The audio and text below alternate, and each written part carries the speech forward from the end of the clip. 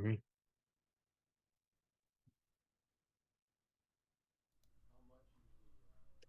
Hey everyone, welcome. Happy Sunday to you. This is Larry Norris on the Restoring Our Roots podcast, which is the voice of the Decriminalize Nature movement. This podcast serves as a gathering space as we explore the wisdom of entheogenic plants and fungi and our sacred connection to nature. What a great time to do it. Each month, we'll be featuring visionaries, healers, and different advocates from across the planet working to decriminalize entheogens, sharing their wisdom, and helping to restore a balanced relationship with nature. I'm Larry Norris. I'm the co-founder of Decriminalize Nature and the national organizing director. I've helped teams across the U.S. pass policy related to entheogenic plants and fungi or psychedelic plants and mushrooms. And we're really lucky today to have Rachel on, who's been helping us create this wonderful podcast, Restoring Our Roots. And I'm really excited for this conversation. We've had so many great conversations, but never have they been recorded and never on a podcast format. So I'm really excited to be here and chat with you today, Rachel. Why don't you give us a little introduction of yourself, and then we'll go from there. Oh my gosh, I totally almost forgot about the fact that I'd have to introduce myself.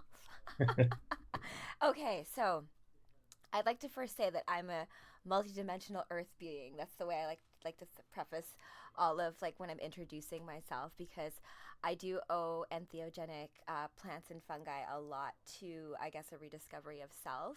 I was born out in the prairies, Winnipeg, Manitoba. I currently live in the big city of Toronto. I've been here for a while now, since like 2007 or 8.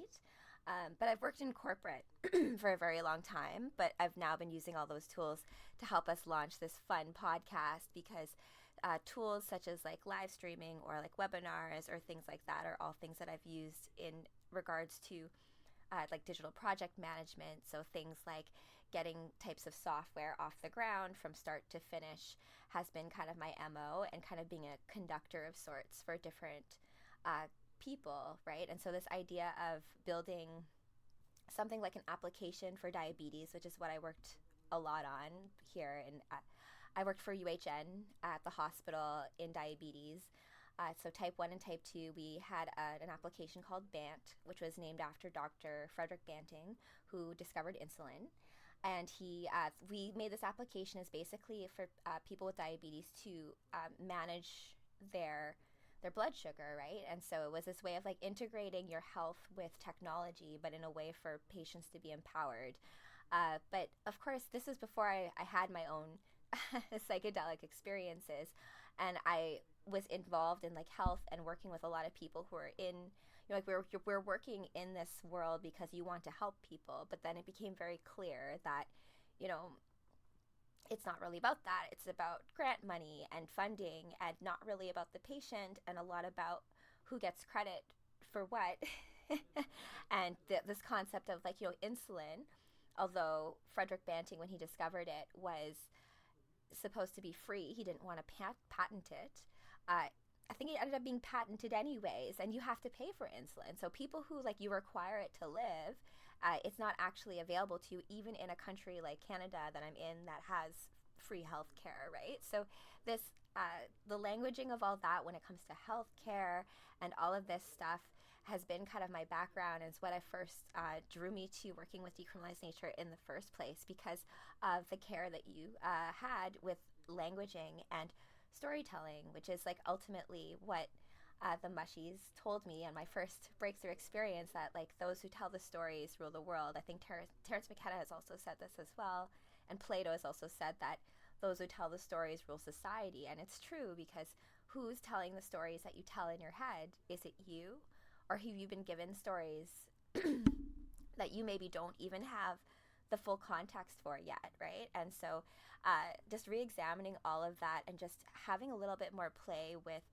what we call things, what we name things, not to like be aware of our triggers and all that kind of stuff, has been something that I think Decriminalize Nature has, I think, very uniquely set itself apart. I'm in a big city, Toronto. There's a big psychedelic renaissance happening right now. There's microdosing everywhere. I literally have mushroom stores selling like mushroom chocolates and all this stuff. But the sacred context that I think is required around a lot of these magical tools, I'm going to call them that, is missing. And it's tough, right? Because there's so much work to be done when it comes to groundwork, because there are elders out in the communities who have been using these in sacred ceremonies that have been threatened by the same institutions that now seek to legalize it or corporatize it.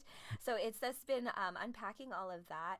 How do you come at such a huge beast?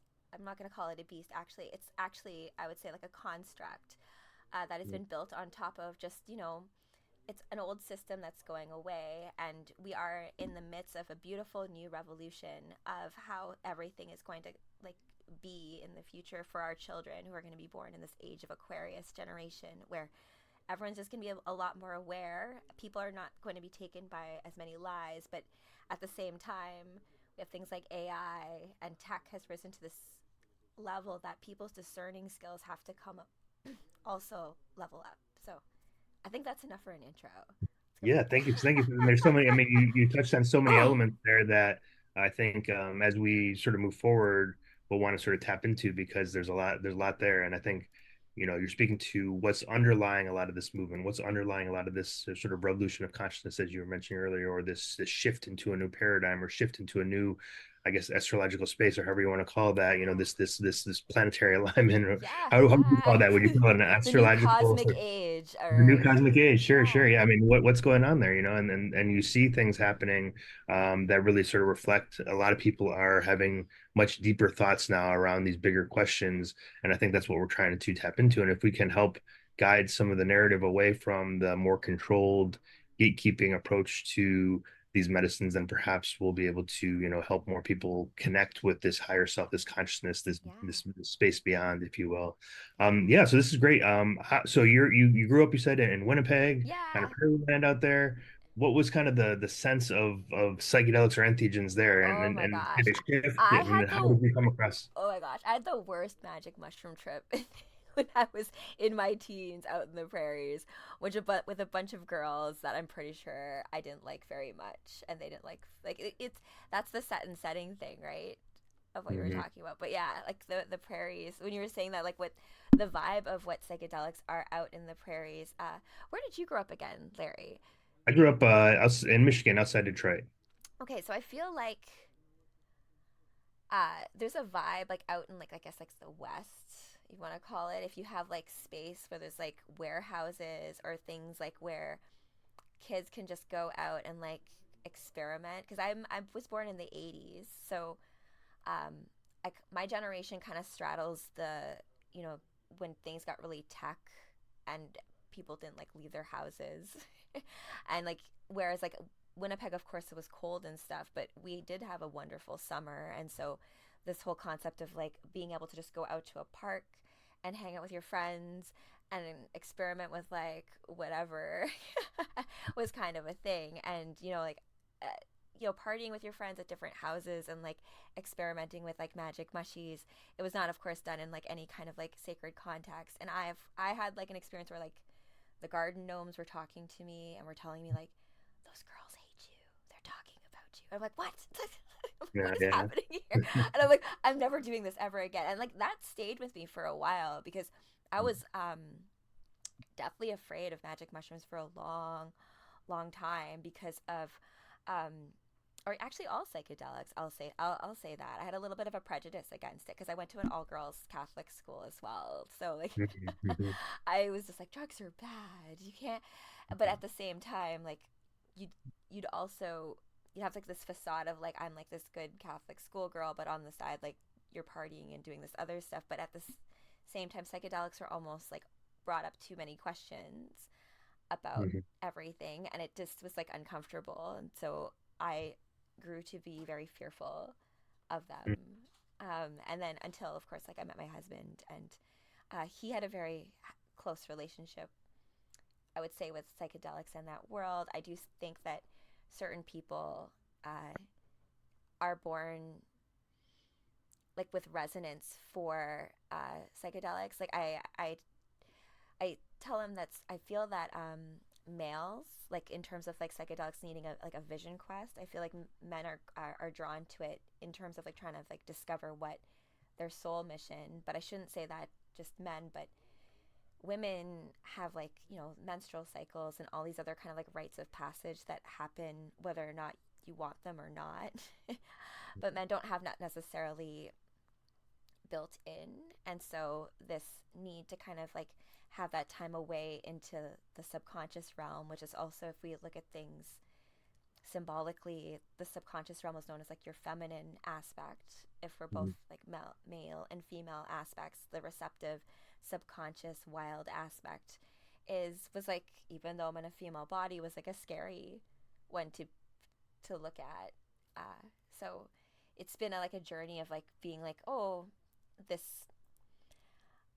way of like using magic mushies as like a party thing, and it seeding a lot of like anxiety to Mhm. being one that is one that's used in sacred practice as a way to anchor in creativity. Mhm. Yeah.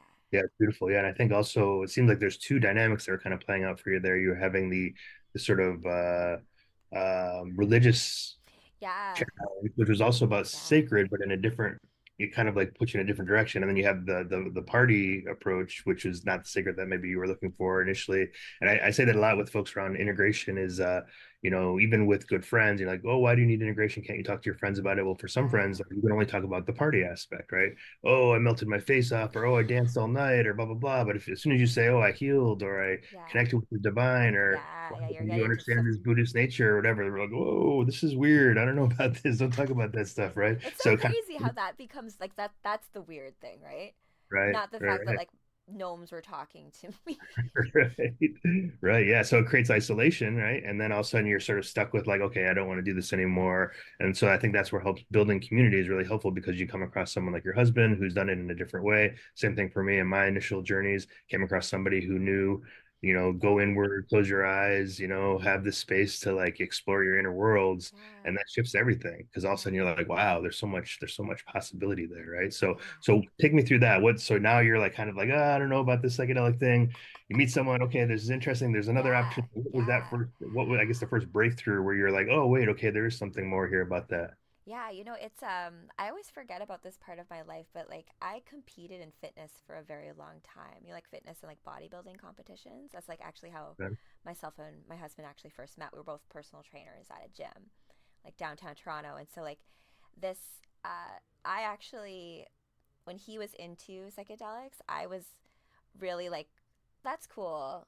You can do that. I'm going to be accepting of it, but it's like not for me kind of Mhm. situation. So um, as time went, like we got married and we like did fitness together and all that kind of stuff happened. And I will say this about like uh, building a relationship with someone, right? Like because we've been together a long time. We're gonna have like our 10-year wedding anniversary next year. Yeah, Congratulations. thank you. Like it's such a crazy thing for me because like I've always wanted to be in a relationship. That's always something that like it's my happy place. But I'm happy being single too. But I do find that there's a lot of my girlfriends. The thing about psychedelics too is that you realize like you're so not alone. You are everything, right? You are like there's like so much love in the universe, and like it's such a beautiful thing, and there's so much healing to be had by that. And I think sometimes people, if they are in a relationship with someone and they're growing, right, that other person can have, it's like a hard time for them to accept that growth if they themselves are not interested in it, let's say. And so myself and my husband actually ended up in like these huge fights, right? Because I he was speaking a language in psychedelic world like I didn't understand what he was talking about, right? And it actually triggered a lot of my religious programming. Mm.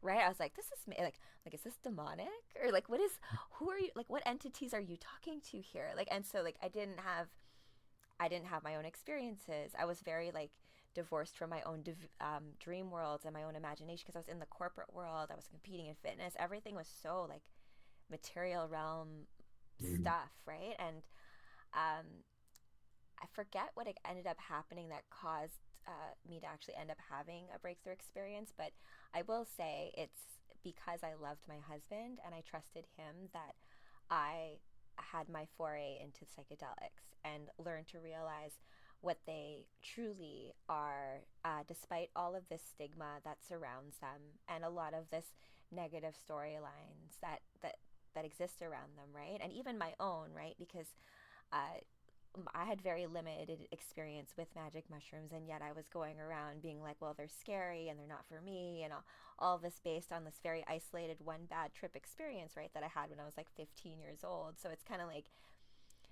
learning to kind of work on all of that in myself even before having the breakthrough experience was a lot of um, reprogramming, realignment, all of this stuff, which I realize now, talking to friends of mine who, want to take mushies is almost like a way to like magically fix things. Like, oh, if I take magic mushies, I'll be like Rachel, and like I'll also like be a dancer and find my like true love and all. I'm like, it doesn't really work.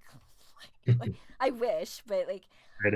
but at the same time though, it's you just have to know yourself, and for each individual person, you're just going to have, like, I really do think that each of these, it doesn't matter what it is. It can be cannabis, it can be LSD, it can be coffee, it can be tobacco, it's whatever you're working with. It's everything has like a Manitou, and it's funny because I'm from Winnipeg, Manitoba, and the natives have this word called Manitou, and how like it's kind of like the force. It's in everything. Everything in reality has a Manitou, and it's you being a creator being. Whatever you have in your life story, you endow it with Manitou as well. And so realizing that when you are taking that sacred plant or mushroom, it's also being endowed with you.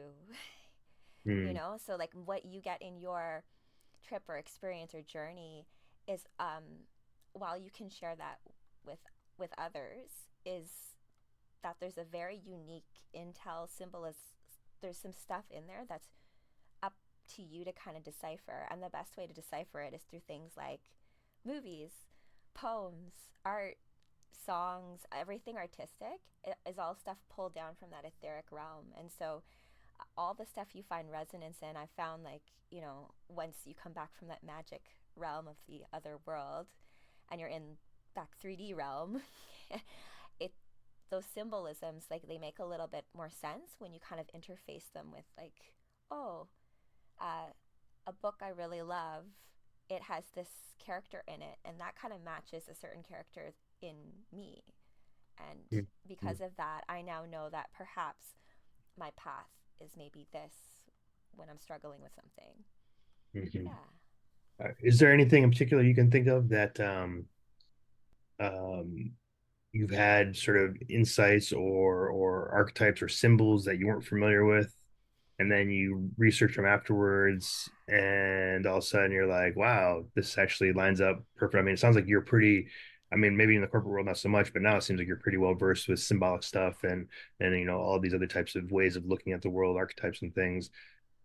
Have you come across that where all of a sudden you were Yeah, kind of yeah, surprised yeah. by what comes up? Yeah. Yeah, it's I mean, I my degree in university was English literature and psychology, which, like, an employment degree, sure, but it taught me a lot about, because English literature is all about like learning how to analyze literature, right? And using things like the classics, which is like mythology, and all of these stories from not just a level of like, okay, like Eros and Psyche, but like what do those entities represent on a higher realm, and then how do they interact with each other? So it's so funny because the corporate world, writing emails and like the way I wrote and the right way I spoke was so different than when I finally came out of it and like deprogrammed myself, because um, everything in corporate is so like jargon and like bullet point, and when you're trying to explain ineffable concepts, it just, you can't, like, I feel like what has come out most for me in the whole breakthrough experience is that communication, like how we tell our stories, is more than just the words that we use, although words and language are super important. Everything from like how you intonate, how we're doing this podcast right now, there's a video element, and we're having how we present it, all of that matters. Like, when I was at St. Mary's Academy, my high school that I went to, a big wonderful thing that I was like blessed with was that we had a really wonderful theater program. So and I was in drama, and you got to learn everything about what it took to put on a theater show.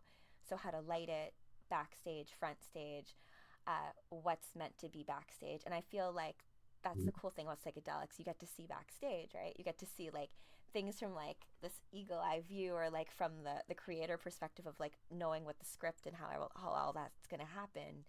But there's this beautiful scene in it's not a beautiful scene. It's a fun scene in Watchmen. Have you seen any like so there's like go everyone watch Watchmen on Netflix.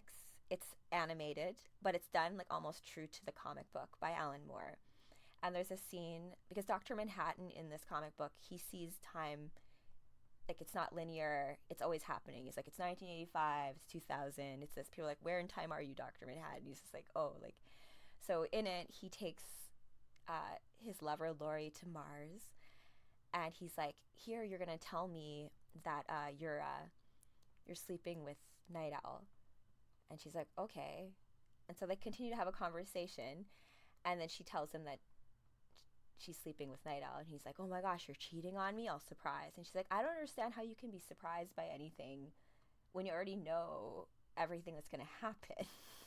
Mhm. And but that's the point, right? Like even though you know the outcome, it's not fatalistic. It's just you're the needle on the record, and like, oh, this is just like where I am in the story for now.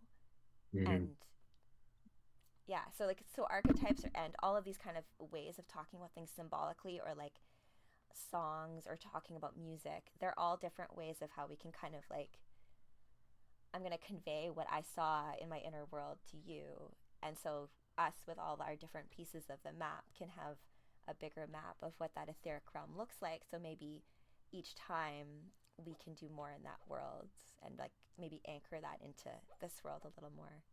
Mhm. Yeah, I mean, I really love the idea, the concept of bringing things back, and I think that's Yeah. what we talk a lot about with integration or implementation. Talk to a couple other folks out there who talk about art pieces or symbols, or even McClindy would often talk about how the djembe drum was seen within a Yeah. tree, and then that was carved out of the tree. So even musical instruments or other things that we see and maybe take for granted for maybe come from these altered states of consciousness Yeah. where people are exploring and saying, "Oh wow, this is unique or interesting, and something that I should be sharing with humanity," so to speak. That's really fascinating. What are there any kind of unique things that you brought forward, and also, and I sort of aside, this is to extend the question even further, make it more complex here. Yeah. A lot of people talk about how, whether it's comic books or mythos or lore or ancient stories or your own psychedelic or entheogenic experiences, there are like, for folks, obviously, probably most people know what an archetype is, but these thematic Yes. sort of Yeah. personalities, if you will. Yeah. What kind of things are you seeing, both within the context of the books you're reading, plus also your experiences, plus also astrology going on and everything Oh. that's happening in the world right now? Do you see any kind of relevant archetypes? And then are any of these part of that you're bringing back to this realm to help share with the world? Oh, yeah, that's a big loaded question, and I'm happy you asked. I do think a big message on like the first. So I loved Sailor Moon growing up. I was like a big anime person. I loved Sailor Moon. What were the big ones? Like Power Rangers, Sailor Moon. There was another one that was like a big thing where like me and my friends would always play on the playground. So this concept of like having powers, what Mm, does that mean in real life, right? So like if you were to say like I have telepathy, or if I have clairvoyance, or I can lift up small objects with my mind, like what does it mean to do magic? And one of my trips, like it's like I had this big understanding of like, oh, like that's what high magic is. I understand, like it's not about imposing your will on the world. It's more about aligning your will to the will of the universe. And because you are the universe, you're always going to act naturally in the, it's not like right way, right? Because it's like when you freestyle a dance, or you're like in flow state, or you're like in the moment and you're doing things. You're not consciously thinking anything. Things are just happening, and you're somewhere else watching it. So all of that can be practiced and harnessed, right? So just being a personal trainer and working with my body on a very extreme level, right? Where you have to get ready for a stage in like 12 weeks and you have like such utter control over things like that. There is a tell in every fictional story, just like Dune, just like Superman, in any of these. There's always a tell. And I tell people, like, pay attention to the characters that you find as your favorite, as like you find resonance with, because there are infinite amount of stories out there, and even in, like, there's in comic books multiverses upon multiverses, right? So the ones that you have your favorites of, like, no one tells you what your favorite flavor of ice cream is, right? So, or what your favorite movie is, and that can change. And so all of that is just for you to pay attention to and be aware that that matters. Like it really, like, we live in such a world where, like, who cares? Like, I care. Mm-hmm. I tell people, like, I care that, like, like, who your favorite Power Ranger is. I care who, like, your favorite Ninja Turtle is. And that actually tells me something about you.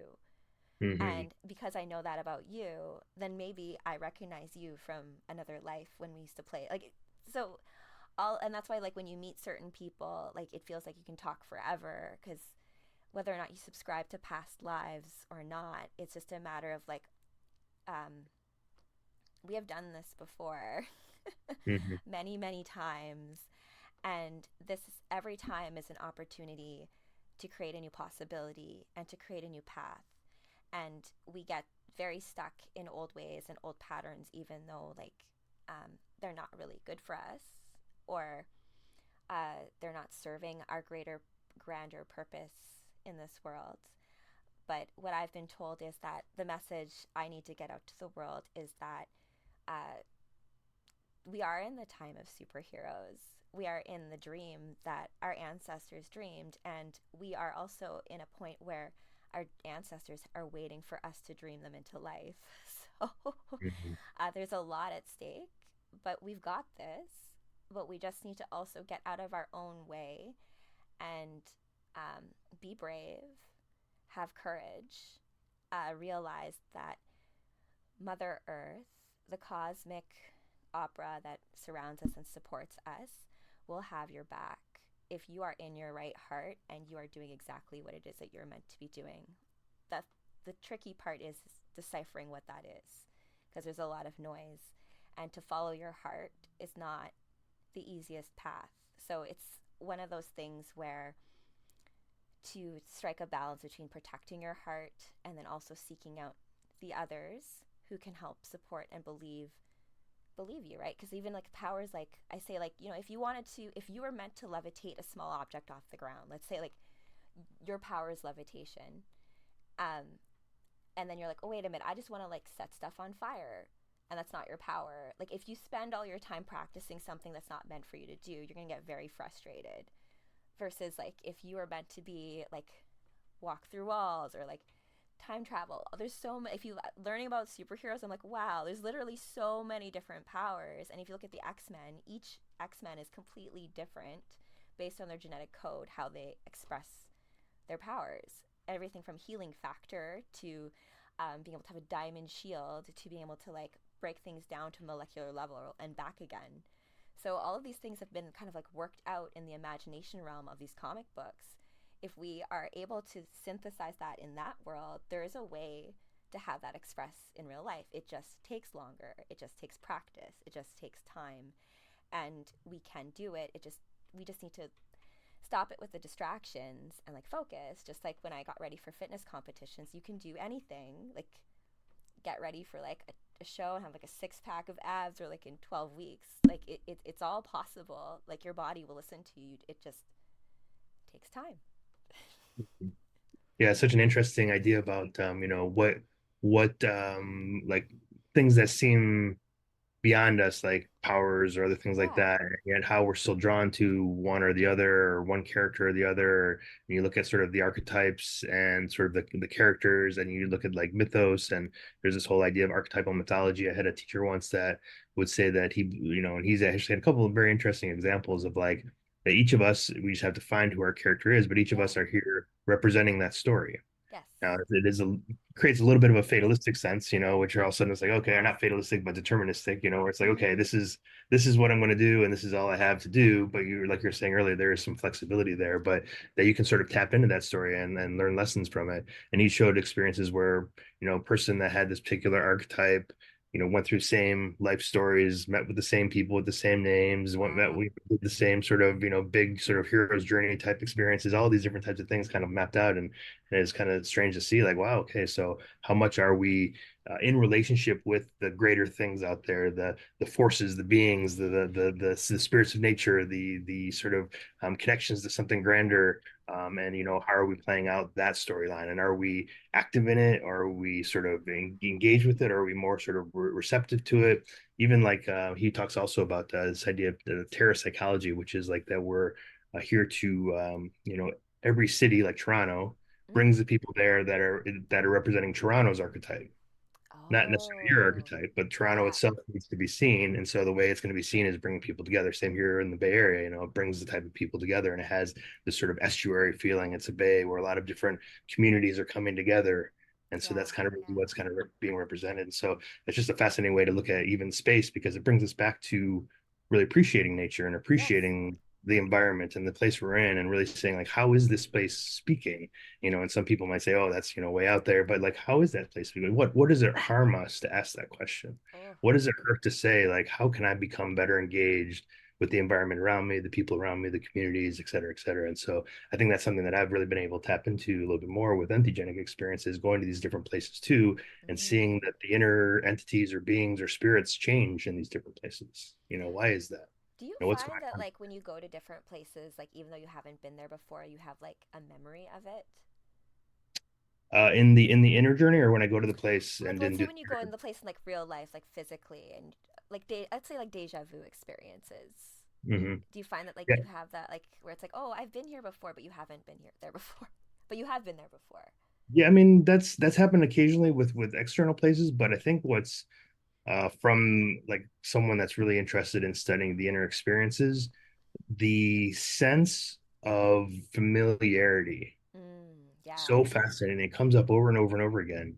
I went to this weird place that was beyond the stars, and it felt like I'd always been there, that it was my home, that this is something I've always known, and I've never been there before. So that comes up so much in these experiments. What is that? Even if it's just a feeling, Yeah. No. where's that feeling Yeah. coming Yeah. from? Yeah. Where's Like that? it's Where's like that familiarity coming from? Yeah, go ahead. yeah. Oh my gosh, it's so funny you say that because there's a oh my gosh, my Promethea comic book. There's this scene at the end of the world where Promethea talks to you, the comic book reader, and says, "It's always been just you and me in this room and this fire the whole time. You've been telling me a story. Don't you remember?" It's just like it's such a Mhm. trippy thing. I'm like, oh my gosh, it's just it's and it's that whole concept of like, oh, like we're playing, we're just infinite beings, and we're here, we're playing as like Rachel and Larry having this conversation about like super cosmic things, but like it's about like the universe informing itself because like yes, we put a lot of stock and um wonder and awe and it's deserved to the upper higher realms, but this material realm is also very important because um there's something about symbolically having something here intangible that represents that everything else because it like it's an Ouroboros and it feeds back onto itself, right? Like no different than how Star Wars as like a movie has inspired a whole bunch of what people's concept of what space even is. So all of these Mhm. sci-fi things, their creation and like even though it's very tangible here as like a movie, is also informing people's imaginations too, right? So Mhm. it's also something to keep in mind for people, I think, as well, in terms of like psychic well being, as well, that to be aware of like what stories you let into, like what you, like you, sovereign being, choose what stories you allow into your personal mythos. Because to your point about like all the different archetypes, and there's if there's anything I've learned about Greek and Roman myth is that there's multiple versions of the same story, Mhm. Right. and like all are true. right? Hmm. So how does that work? Hmm. So in terms of your story too, it's multiple versions of that same archetype in terms of how that story can go, right? And so you do have that ability to, even the universe loves surprises, to take things in a totally different way that informs everyone about like, hey, never thought it could be done that way. Hmm.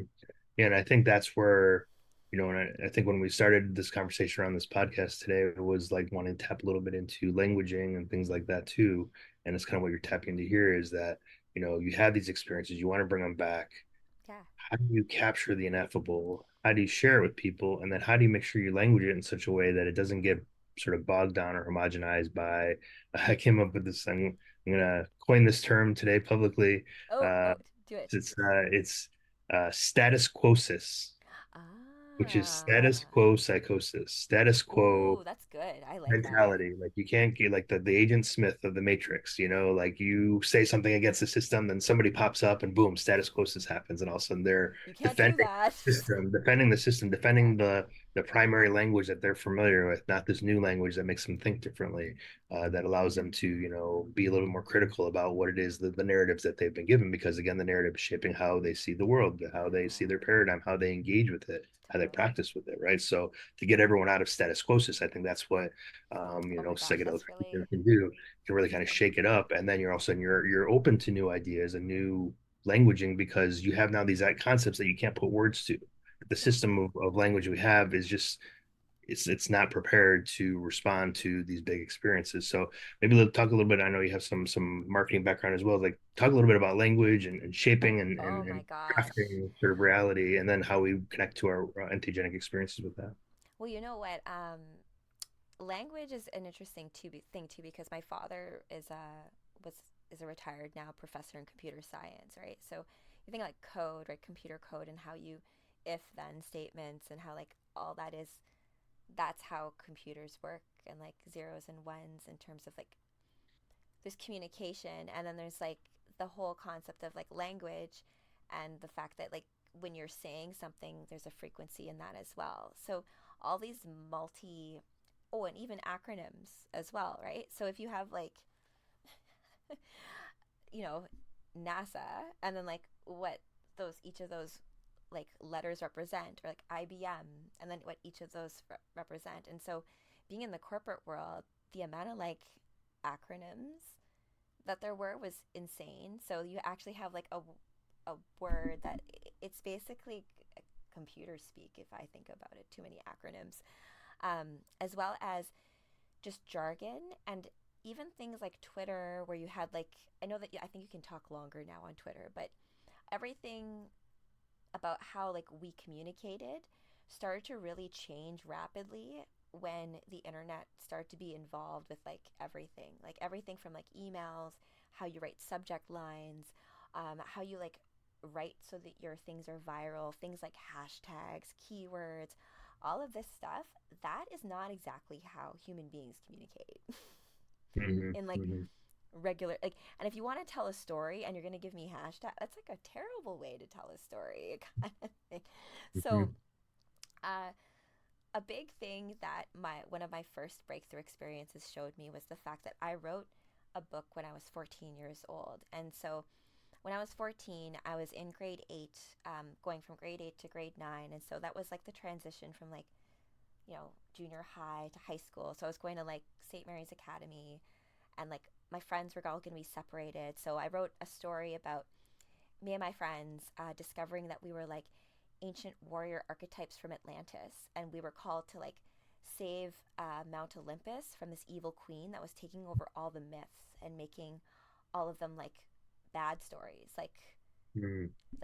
taking over like happily ever after, and like no more. It's all like evil stuff, and like usurping Zeus and throwing over the cosmic order of things. So this great dragon tells us like, you guys have to go up to Mount Olympus and like restore order. So I wrote this whole story. I wrote it on like my Macintosh too, because my dad I have it on a floppy disk backed up and everything. I printed it out. My sister actually did it as a book report when she was in grade 5 at the time, and I have like this letter from my teacher basically saying like, you should write young adult novels. this kind of stuff. So like I went back, I forgot about this book. This book was like forgotten about when I didn't was in the corporate world. But when I had received this message when I went into that state, was just like, oh, Rachel, do you remember that you wrote a book and there's a whole universe and story that's waiting for you to finish it? And I was like, yeah. And they're like, it's very important that you finish it. Like, is it? It's like, it's very important that you figure certain things out in the story. I'm like, okay, I get it. So I got my story and I rewrote it, and I've basically like, oh, I get it. Because when you learn in the book about what it means to transform, you figure it out in imagination realm, and that is like the first step to figuring it out in real life, because all of the characters in all of my stories are based on real people. They're all people that like friends of mine, people I know, people that like it's the way that I see them. And so and based in astrology as well, right? So my girlfriends of mine who are like Cancerian in nature, they have like water powers, and they're very empathetic, and they need to like recharge under waterfalls if they like exhaust their powers too much, right? Mm-hmm. I have another friend who like she's really good with words and a really Gemini. She has a quill that she can like write spells in the air, and that's how you like shoot your powers. But it's been so fun with my friends to be like, hey, I'm putting you in my book. It's based on your astrology. Tell me what your powers are. And for them to go into that world, and then we meet there, and then we actually really see each other. And it's been such a trip for me, like recently, like reconnecting with friends of mine that I'd lost touch with, moving here to Toronto from Winnipeg. And like my 14-year-old friends, like that I wrote the initial book with, like I've like now reconnected with, and like during Christmas I'm actually gonna get to see them in real life again. And so it's Great. I'm so like tripped out with like how all that's kind of working out. And like Larry, I want you in my book too as well. So it's like this, I can't explain how things work the way they work, or why I was like trapped in the corporate world for the 10 years I was trapped in. But timing is timing, and stories will come to surface when they are meant to. And that whole breakthrough experience about like rediscovering my writing at 14 has been a trip as well, because like, you know, I had to of course rewrite it, and then, you know, jokes at 14 are not the same. Right. They just like some things I'm like, this doesn't make any sense. And then a lot of assumptions I made in the story too, where it was just kind of like, I don't understand how we got from here to here. Like it just, and so I'm like, okay, I'll make a portal. Mm-hmm. You know, so Right. it's, and so like in being in that creative writing frame of mind is such a different mind frame than writing an email, or writing a report, or writing Mm-hmm. a project plan, or any of those kind of like boring writing things. So like creative writing and being like, oh, I need to solve a plot thing. Like you're trying to work out how the story is actually supposed to work, and like writing it all through. And so relearning how to do that has been such a joy, to rediscover that part of myself. And so I do encourage all artists out there to like maybe like take a look at entheogens as like a way to kind of like reach out into that ether, and like because you have such a beautiful, perfect, like your own unique lens as to how you would interpret it. And that's the beauty of art, that no two people are going to see it the same way, and that's the point. Mm-hmm. Mm-hmm. Yeah. Yeah, I mean, I think right now, especially, it's there's so much being asked for original, authentic, soulful art, especially with AI taking Oh all the other yeah, stuff there. yeah. So, but AI is only good for like nightmare fuel material for certain yeah, right. things. But here we are. We're sitting in a place where these narratives and these stories and these advertisements and everything else are getting pushed on us, whether we like it or not. That's true. Have you learned any techniques in your entheogen, or understood languaging in a different way through your entheogenic experiences, that when you come back, you can kind of feel like, how do you navigate the bombardment of stories to Ooh. really being sort of on your core story and knowing where your path is? You know, there's infinite amount of, like, I like how you were saying that earlier, that there's infinite amounts of paths and only really one. You only it's free choice, but there's only one right path. you can choose anything, but Yeah. really, if you want everything to happen right, you got to go along this Yeah. particular way where coincidences and synchronicities and all this other kind of stuff come up. But these stories, these narratives are trying to get you off that path to buy this product or do this thing or support this or not or da da da da. So, what is your process around navigation? What tips and tricks did you use to kind of navigate the language world out there as we see it, and maybe somewhat even a propaganda kind of way? Oh, that's a great. You know what? We should get a girl I know, Danny Cass. She talks about like propaganda and everything, and like how you can kind of like Mm-hmm. discern it. But great question, because it's crazy right now in terms of just how many distractions are out there to pull you off your soul mission. And I say all the time that like when I was working in corporate, like I had dreams that weren't mine at that point, like the next promotion or like the next project or like the next deadline were always like the main focus of anything, and that's not really serving the universe, I don't really think so. It was kind of like just discerning all that. And I think the biggest tip I have for everybody is that despite all the social media, despite all of everything, just to carve out time to just be alone. And Mm-hmm. whether or not that is with entheogens to start or not, just to have time to just talk to yourself, to journal, listen to just like music you want to listen to, but just like it can be like 30 minutes, but like schedule it with yourself and just go there into your creative space and like ask your inner child certain questions and just see what comes back. And Find your uh, center. Yeah. just find it, just like reground, like that can be done in a lot of different ways, right? Like if you have like trees around you that you can go to, or like a morning walk or anything.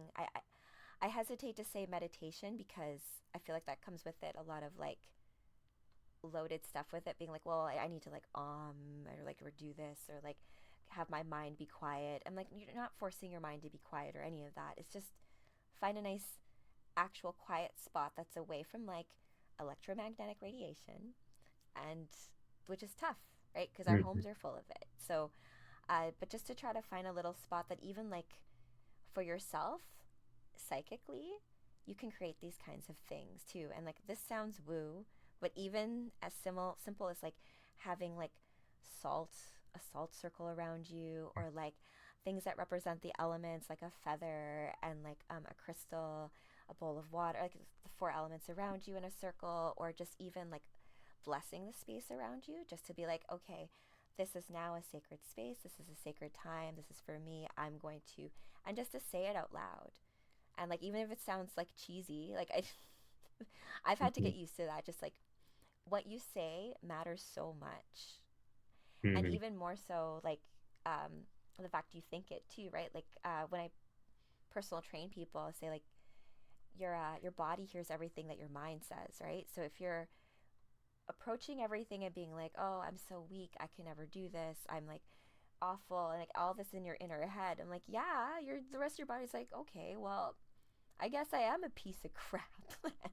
So instead, like I try to be like, you got this, Rachel. Or I like to say, like, I like to invoke all the other Rachels and all the other multiverses. So I'm like, listen, this Rachel needs a little extra oomph right now. So could you please like lend me some? And it's weird too because I almost feel like I can feel myself in other realms, like when she needs me too, or like when your inner child needs you to like reach out through the multiverse and give her a hug and just be like, be gentle with yourself, with, let's say, like you mess up something or you make a mistake, and instead of like being like, oh my gosh, why do you always do that, just be like, it's okay, it's all Mm-hmm. right, it's fine, like I'll do better next time, I promise. But just like that, just to speak to yourself in a gentler way, where your inner mother is the one that is the mirror of the eternally compassionate mother, is one that allows for that inner spark to try new things, to like get up on stage, to like try the new idea, to like try the joke that like you don't know if it's gonna land, but to just have courage. And so I do think that like that's why I always end my comic book conversations with that. It does take true courage just to be exactly who you are. Mm-hmm. It really does. Everyone wants you to like fit in this box, fit in this, all that kind of stuff, and like just because you like this movie it means this, just because you like that music it's this. It's like for dance for me, like I can't say I dance one style. I dance many styles, but I do have girlfriends of mine who are samba dancers, or you're very specifically a hip hop dancer, or you're very specifically a heels dancer, where I'm like, or you're just a dancer and you dance to what the song asks of you, right? And so I think that if we just, just have the courage to be you, love what you want to love, like what you want to like, and you can also change your mind when presented with new information. Right. And I think that's the thing where people get so identified Yeah, like it's so with like their I'm this story. and I'm always this, but like no, you can evolve, you know. Right. Yeah, Yeah. I think that's really a critical part, especially right now as so much is happening in the world. Paradigms are shattering and new ideas are coming forward. Things we never thought were possible are becoming possible. Things we yeah, hadn't even thought about before are happening. And I think if we too overly identify with an old story, it's going to be a difficult paradigm shift that we're going to be going through. it's gonna And again, I hurt think a lot we're more. sure. And I think again, that's where entheogens can come into play is because you're able to sort of almost experience multiple storylines. I can't tell you how many times I've gone back to a difficult challenge in my life Yeah. through an entheogenic experience, and now I'm witnessing it from the other people's points of view. And Mm-hmm. I'm witnessing like, oh wow, okay, actually, there was something else going on that I didn't even consider in the first time. So it really opens up your idea to sort of shift your narrative to rewrite stories, Yeah. to reconsider things that maybe you hadn't considered before. And I think that's a really important tool, especially right now as we're seeing all these wonderful things flying around in all these places, Yes. and who knows what's going on, right? But Yeah. It's people, I went to a holiday party the other day, and that was like, I've never been to a holiday party where aliens were the first topic of conversation that everyone's talking about because there's all these things in the sky and people are having to shift in their yeah. perspective. Like, is this something we really should be considering and talking about right now? And this is not like your normal, quote unquote, woo, as you said, group of people. It was people that, have, you wouldn't really expect to be talking about it. So it's now kind of broken into the sort of the mainstream psyche, if you will, as Mm-hmm. this archetypal story, this what's going on, what's beyond. We're able to think about what's beyond us now in a different kind of way, which I think is really fascinating. What do you think about aliens, Larry? What do you think? Yeah, lots of interesting stories. That might Yeah. be for another podcast, unless you want to go for another hour. Oh my But gosh, so true that. Yeah, we have yeah, actually, let me see, timing, we have 5 minutes minutes. left. So Yes. we'll definitely keep that in mind for another question. Yes. If it ever comes up Yeah. in a future podcast, we'll chat about it, or maybe we'll just do another one just on that. But Yeah, I have because some, the aliens question, like I don't know if I have really I struggle with that answer, actually. yeah. I don't. For me, I think there's definitely something that's got to be out there. We're not the Of only things out yeah, here, right? yeah. Well, I And mean, and it's if definitely we what not they. It's not what they say it is. That's sure. yeah. And I've had multiple entheogenic experiences where it was like they're like, you guys are wasting all your money trying to find us out there. We're right here. Just take some substances, take some entheogens, take some plants and mushrooms. We're here, we're waiting, we're ready to have a conversation. So again, is that an alien? Is it not? What is that exactly? I'm not sure. But Yeah. there's a sense of like there is more to this reality than just us. And Yeah. whether or not these ships that are whatever you're hearing about all the time now. I mean, LA, New York, New Jersey, like all over. I mean, I had friends in LA that have been talking about this, friends in San Francisco. They just saw Oh, some the other day. So like in interesting. the last 2 weeks, there's been multiple people that have seen it in different places that have come to me and been like, "Hey, heard about this?" So why is that happening right now? I don't know, but again, speaks to this very interesting point in time that we're in. But before we end, I do have one question I want to ask that's slightly different than this topic. So we'll Yes. table this one for a future time. So Yes. all The the out aliens. there, you come find us in another episode when Yes. we talk about aliens Yes. or For our entities. Because next guest, I'm yeah, sure. right, we're gonna invite somebody down from one of the ships in One of New the star Jersey. systems. Oh, So the question we want to make sure that we ask everybody as they come on the podcast is really kind of relevant to what we're doing and why we're doing this podcast, which is really mm-hmm. not only talking about the benefits and potentials of these potential medicines, also some of the challenges that could come up, but also like how do we bring this story forward again, this narrative forward to help people change policy so they're not going to jail. So, Yes. question that we're asking everybody is when you hear the words decriminalize nature, what does that mean to you? Oh, set Mother Nature free. Set Mother Nature free. Yeah, set her free. Let her go. Yeah. And it's up. It's up to us. She's asking us to. I have a poem actually. I'm trying to do like a spoken word of it. It's called The Warrior's Prayer.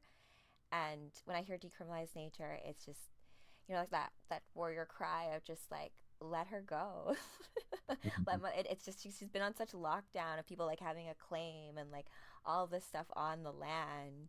But it's really like no one owns her. This is us up for us to guard her and protect her, not for us to like own and like put other people in cages because they choose to have a relationship with her in a way that you don't quite Mhm. understand yet, So it's that 100%. Yeah, amazing. That's awesome. Thank you so much, Rachel. That's a great way to kind of end this all out. I really Yeah. appreciate the conversation. We always have fun. I Mhm. really enjoy some more conversations in the future with you. Maybe we'll do even some elements. We didn't talk about something that we want to do in the future, though, which is also doing this sort of book club or book Yes. review kind of thing. Again, we're Yes. talking about language. Language is so important.